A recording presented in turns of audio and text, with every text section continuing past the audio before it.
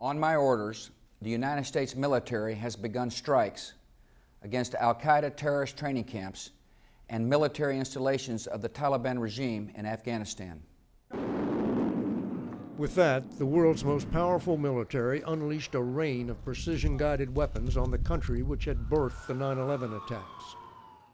Army Rangers parachuted into southern Afghanistan, and a Marine general named Mattis helicoptered in to set up a base called Rhino, ready to go after Osama bin Laden hiding in the mountains of Tora Bora. We had a very good idea where he was.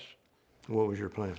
We would basically block the escape routes, and then we would move up the two valleys. And as we pushed up those valleys, he would have to move, and at that point we'd kill him. You willing to say now that you could have gotten him?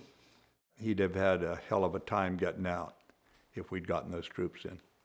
They're all twisted here. But the Pentagon didn't want to send more troops into Afghanistan and left the job to local fighters, backed up by American airstrikes. By the time U.S. Special Forces got to Tora Bora, bin Laden was long gone. This is where the trail of Osama bin Laden goes cold.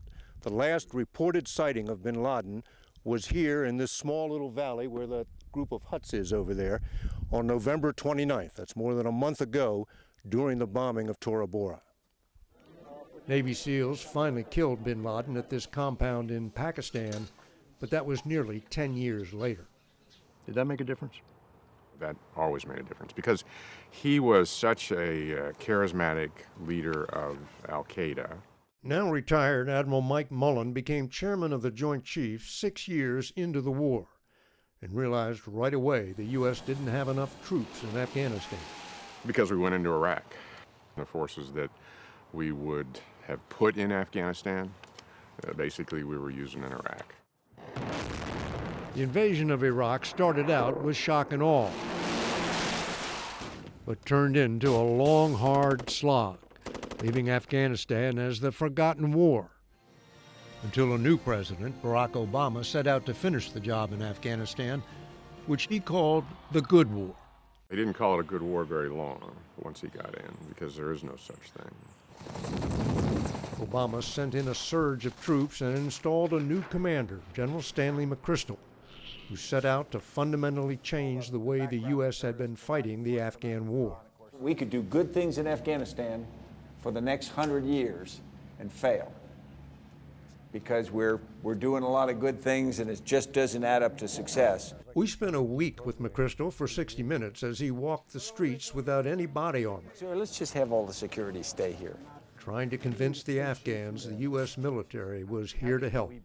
If the people view us as occupiers and the enemy, we can't be successful and our casualties will go up dramatically. But the classic battle to win hearts and minds was undone by a corrupt Afghan government which kept much of the $7 billion a year in aid from reaching the people it was supposed to help. Joint Chiefs Chairman Mullen found that out firsthand whenever he visited Afghanistan.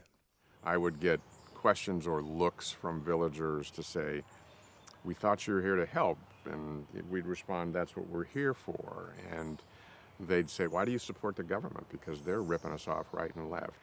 When Obama announced he was sending more troops, he also put a time limit on their stay. After 18 months, our troops will begin to come home. 18 months later, where are you? We're still slugging it out. We hadn't turned the villages, the provinces, et cetera, significantly. So you never felt like you were winning? No. No. We could win in a given area, we could win in a given district or a given province, but when you knitted it all together, no, I never thought we were. There is one indisputable victory.